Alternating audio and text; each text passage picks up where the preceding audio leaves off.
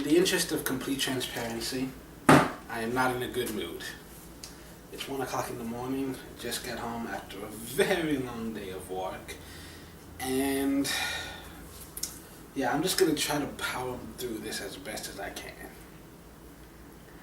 If I started a Patreon, would any of you contribute? I'm not going to do it, at least not right now. But I crunched the numbers with the amount of money that I make in a single day and the number of subscribers that I have.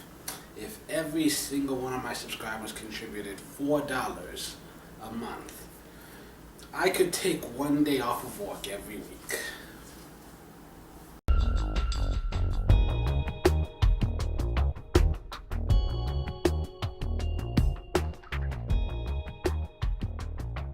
Greetings and welcome to the Fan Perspective. I am your host Nathan Nile, and this is WNBA Weekly, the show where twice a week, usually on Mondays and Fridays, though I've lately been considering just straight up dropping the Friday show because it's so stressful.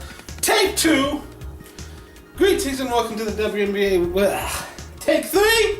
Greetings and welcome to the Fan Perspective. I'm your host Nathan Nile, and this is WNBA Weekly, the show where twice a week, usually on Mondays and Fridays, I will upload a video where I talk about things that happened recently in the association and things I'm looking forward to in the upcoming days. On Tuesday, you had some MVPs going at it. You had Charles and Epiphanny Prince combining for 46 points. You had Parker and Nneka combining for 44 points. The Sparks come away with their first road win of the season. And you've also got the Dallas Wings. They have 4 players in double figures, led by 27 from Karima Christmas-Kelly. I believe her career high for her. And they just completely dominate the Fever.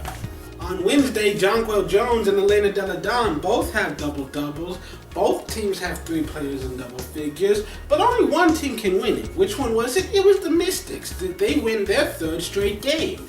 And then you have Tiffany Hayes with 16 points. She's one of 4 Atlanta players in double figures.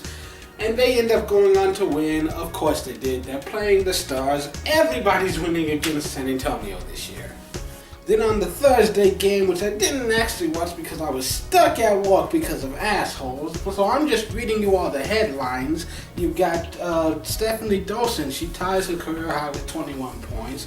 There were like 5 players in double figures for this guy. You know, Dolson hitting 6 or 7 from 3-point range. And also, she played 33 minutes, only had 1 foul. That's impressive, considering how much she struggled with that this season. Let's give her a hand! But that means shit when you're playing against Taurasi. She ties her own career high 8 3-pointers, putting her in first place in the most career made 3-pointers. She was technically already in first place. She was tied with Katie Smith, but now she's in sole possession of the record. And she also hits 11 of 11 from 3-point range. She scores 37 points, the most she's had since 2010.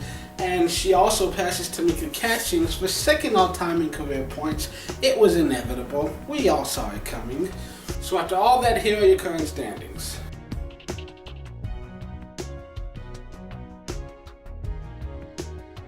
And now we move on to the games being played this week. Ain't a goddamn one being broadcast, and so just check your local listings, or you can get all of the games on WNBA League Pass. And just make sure to adjust for your time zones. I'm only saying that once. I'm going to try to get through this as quickly as possible so I can get the fuck to sleep. On Friday, you got 1 game. It's the Wings and the Liberty. Both of these teams have been at 500 all year, and they're just trying to avoid getting knocked out of the playoffs at this point. On Saturday, you've got the Wings versus the Fever. Fever winless on the road this season, but undefeated at home. So maybe they have a chance. Dallas, they're on the road 2 nights in a row. It might be hard for them to bring the same energy. Then you've also got the Stars versus the Sun. Teams with a combined record of 1-11, fighting each other for that 1st overall draft pick next season. Good news, Connecticut fans. You're probably going to get your 2nd win of the year. Yay for you! And then you finish off the night with the Lynx versus the Storm. Minnesota, of course, undefeated yet again to start the year. Sole possession of that number 1 spot. Seattle, though, their only loss this season came in the season opener on the road against the defending champions without 2 of their stars. They've been undefeated since then, so Who knows?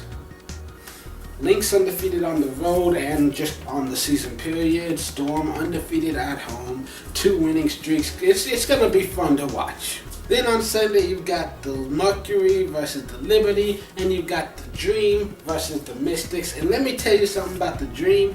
A lot of people might be thinking, oh, they're 4-1, they're off to a great start. No, they're not. They've basically had the easiest schedule of any team in the league. If you look at their 4 wins, they have 3 of them came against Chicago, Connecticut, and San Antonio, the 10th, 11th, and 12th place teams in the league, who have combined for a grand total of 2 wins on the year. So yeah, still not sold on Atlanta. You still got plenty to prove to me.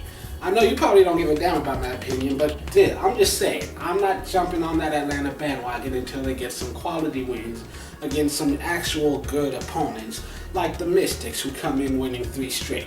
Atlanta probably had the easiest schedule for the month of May of any team in this league. If they still only have 1 loss and are still in the top 3 at the end of June, then I'll start to respect them. But for right now, I've seen nothing out of them that makes me think that they're actually a good team.